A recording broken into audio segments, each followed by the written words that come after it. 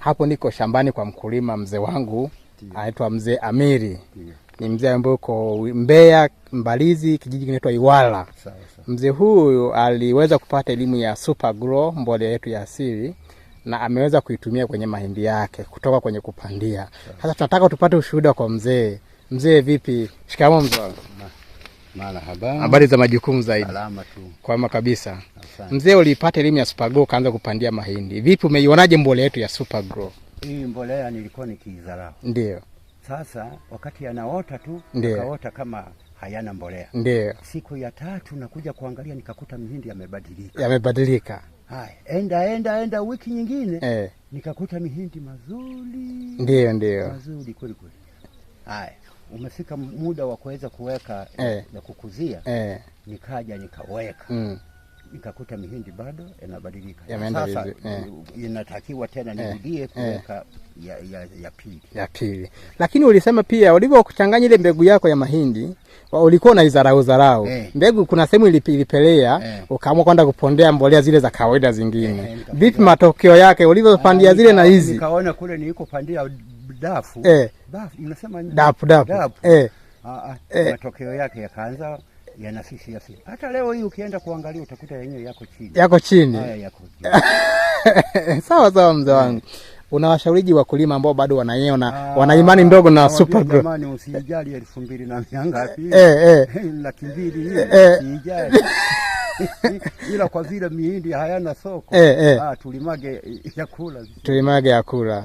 Sasa uzuri wa Super Grow mzee wangu ni mbolea ambayo inasaidia kupunguza gharama za mbolea za mkulima. Hiyo lita 5 inahudumia shamba la heka 5. Shamba la heka 5 unapiga mara 3. Kwa hiyo utaona kwamba unalima kilimo ambacho kina gharama kidogo ila kinaleta matokeo mazuri. Unaona mzee wangu? Kwa hiyo mzee wangu unatuambia kama unatuendelea kuitumia Super Grow.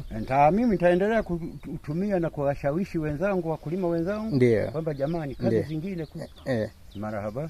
Kazi zingine kumbe tunajitesa sisi. Naitamani hela ile lakini 175 tu. 175 na naitamani kumbe tunajitesa. Mzee wangu, basi nashukuru kwa ushuhuda wako.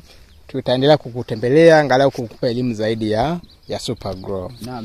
Na uzuri wa mbolea hii mzee wangu inatumika kwa mazao yote. Iwe ni kahawa, mahindi, maharage, nyanya, kila aina ya mmea ambao unaijua wewe inafanya kazi.